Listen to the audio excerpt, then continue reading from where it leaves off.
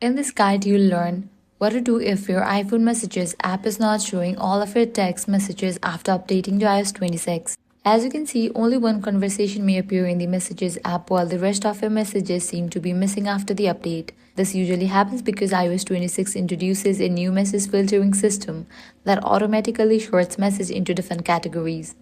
Some of your text may be moved into the unknown sender section and others may even end up in a spam folder, making it difficult to find your actual conversations. To fix this, launch your Messages app, click on three bars. From here, click on the option Manage Filtering, which will take you to the settings page. In settings, tap on SMS filter and set it to none.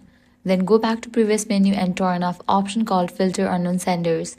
Once you have done that, return to the Messages app and you should now see all of your text messages displayed together in one place, just like before the iOS 26 update. That's it. If this guide was helpful, do not forget to like, share and subscribe.